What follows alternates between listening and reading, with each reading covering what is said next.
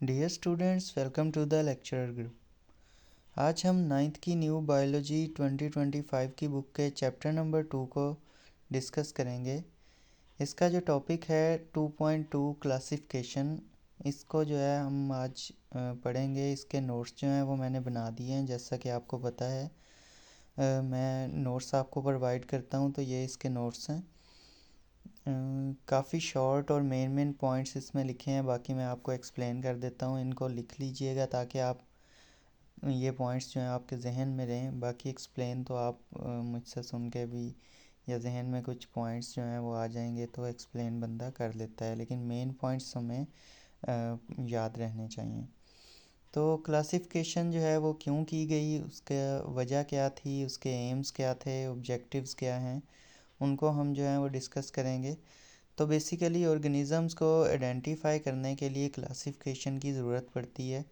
Even अगर आप देखें तो एक घर के अंदर भी आइडेंटिफाई करने के लिए हर बच्चे का नाम अलग रखा जाता है, ठीक है।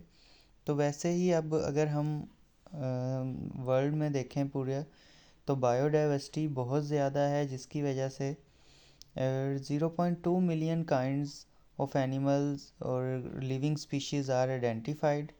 not only animal, all over the animal and plant and other flora fauna। उसमें से अगर हम देखें तो 0.5 मिलियन जो हैं वो प्लांट स्पीशीज़ हैं और 1.5 मिलियन जो हैं वो एनिमल्स हैं। तो प्लांट और एनिमल दोनों को मिला के टोटल 2 मिलियन जो हैं वो आइडेंटिफाइड हैं। आइडेंटिफाइड से मुराद है कि इनकी प्रॉपर डॉक्यूमेंटेशन हो चुकी है, इनका नाम रखा जा चुका है और प्रॉपर इनको जो है रिपोर्ट किया जा चुका है। बाकी डेली बेसिस पे भी thousands of new organism discovered, ठीक है। न्यू ऑर्गेनिज़म तो रोज़ डिस्कवर हो रहे हैं, तो रिपोर्ट भी किए जा रहे हैं। अभी बहुत सारे स्टिल ऐसे ऑर्गेनिज़म हैं जो कुछ लोगों ने देखे हैं, जो कुछ लोगों को पता है, लेकिन वो रिपोर्ट नहीं कर रहे। तो रिपोर्ट नहीं कर रहे तो वो क्लासिफिकेशन उनकी प्रॉपर नहीं हो रही। पर्पज़ की बात करें तो पर्पज़ ऑफ क्लासिफिकेशन जो है वो मेन जो सबसे पर्पज़ है वो ये है कि हम ऑर्गेनिज़म को ग्रुप्स और सब ग्रुप्स में डिवाइड कर लें उनकी सिमिलैरिटीज़ के बेसिस पे। जिससे क्या फ़ायदा होगा, हमें उनको स्टडी करने में बहुत ज़्यादा हेल्प मिल जाएगी। तो डिवाइड करने से किस तरह से हेल्प मिलती है, लेट्स से अगर कोई ऑर्गेनिज़म जो हैं वो, जैसे हमने प्लांट और एनिमल को ही देख लें, तो प्लांट और एनिमल दो ग्रुप्स हमने बनाए हैं। अगर कोई न्यू ऑर्गेनिज़म हमें मिलता है तो हमें हमारे पास एक पूरा जो है वो फ़्लो चार्ट है कि अगर तो वो फोटोसिंथेसिस करता है तो वो प्लांट्स में हम उसको प्लेस कर देंगे, अगर नहीं करता तो एनिमल्स में चला जाएगा। अब सिर्फ ये दो करने से हमें और भी बहुत सारे करैक्टर्स का उसके पता चल जाएगा कि उस अगर तो वो फोटोसिंथेसिस नहीं कर रहा तो प्लांट लाइक है, उसके अंदर मोस्ट प्रोबेबली सेल वाल वगैरह भी मौजूद होगी। तो इस तरह हमें डिफरेंट करैक्टर जो है उनको कंपेयर करने में मदद मिलती है। एम्स की बात करें कि एम्स ऑफ क्लासिफिकेशन क्या हैं, तो आइडेंटिफाई करना सिमिलैरिटीज़ और difference for easier study. Groups के दरमियान, डिफरेंट ऑर्गेनिज़म्स के दरमियान, एनिमल्स के दरमियान अगर हमें सिमिलैरिटीज़ मिल जाती हैं और डिफरेंसेस का पता चल जाता है तो हमें उनको स्टडी करने में आसानी होती है। इसी तरह understand evolutionary relationship. Evolutionary relationship जो है उससे मुराद है कि कौन सा ऑर्गेनिज़म जो है वो किस ऑर्गेनिज़म से इवॉल्व हुआ है। बेसिकली इसमें जो है वो यही है कि सिंगल ऑर्गेनिज़म था पहले, उसी से जो है वो डिफरेंट ऑर्गेनिज़म बने और फिर आहिस्ता आहिस्ता जो है लाइफ इतनी कॉम्प्लेक्स फॉर्म में चली गई। तो अगर उसी बात को जहन में रखा जाए तो हमारे पास जिस तरह कहते हैं बंदर से इंसान बने, तो ये एक एवोल्यूशनरी रिलेशनशिप है कि एवोल्यूशन हुई, बंदर आहिस्ता आहिस्ता इवॉल्व होके ह्यूमंस में चेंज हो गया।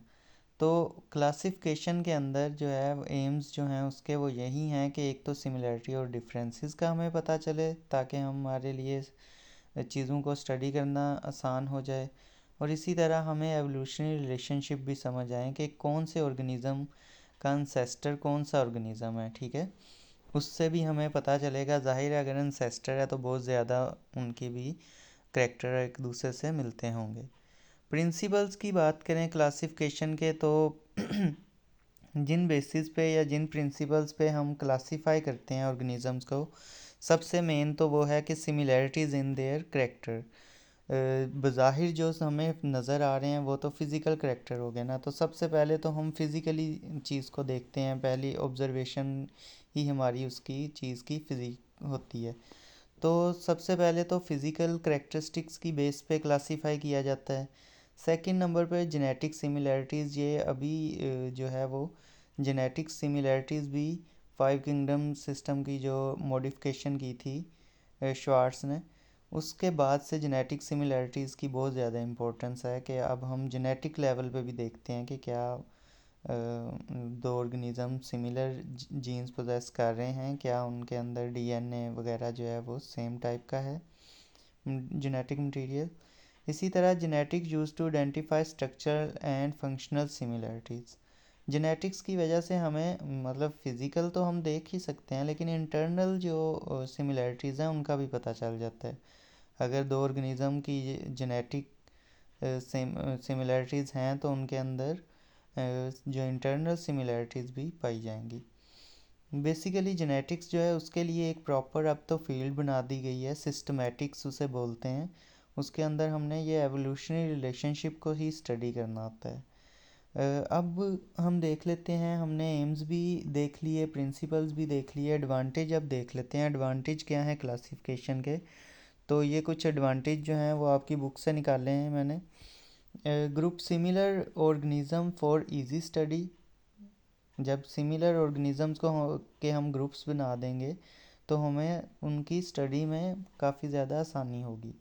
इसी तरह हम एक्सप्लेन कर सकते हैं inter relationship among organism, different organism की सिमिलैरिटीज़ और उनका एवोल्यूशनरी रिलेशनशिप देख के हम उनके दरमियान के रिलेशन को भी आइडेंटिफाई कर सकते हैं। इसी तरह हमारे लिए ये हेल्पफुल है identifying new species and evolutionary link, जो भी मैंने आपको एक्सप्लेन की है बात। Provide a universal language for biologist. जब हम क्लासीफाई कर लेते हैं ऑर्गेनिज़म को तो बायोनोमियल नोमेनक्लेचर के थ्रू हम उसको एक नेम भी दे देते हैं, जीनस और स्पीशी पे जो बेस कर रहा होता है। तो उससे हमें क्या हेल्प होती है कि वो यूनिवर्सल हो जाता है वो एक नेम उसके लिए, जो कि हर जगह उसको उसी नेम से आइडेंटिफाई किया जा सकता है। लास्ट पे जो है वो है essential for biodiversity conservation and management. तो जब हम क्लासीफाई कर लेंगे ऑर्गेनिज़म्स को तो फिर हम उनके जो कंजर्वेशन के लिए भी इक़दामात कर सकते हैं, मैनेजमेंट के लिए भी इक़दामात कर सकते हैं। अगर हम क्लासीफाई नहीं कर रहे, ऑर्गेनिज़म्स को आइडेंटिफाई करके उनको क्लासिफिकेशन नहीं कर पा रहे, तो फिर हम उनके लिए किस तरह से डिसाइड कर सकते हैं what they need and how to manage them. तो आई होप सो आपको समझ आ गई होगी। नेक्स्ट ऐसी ही वीडियोस के लिए चैनल को सब्सक्राइब ज़रूर कर दीजिएगा।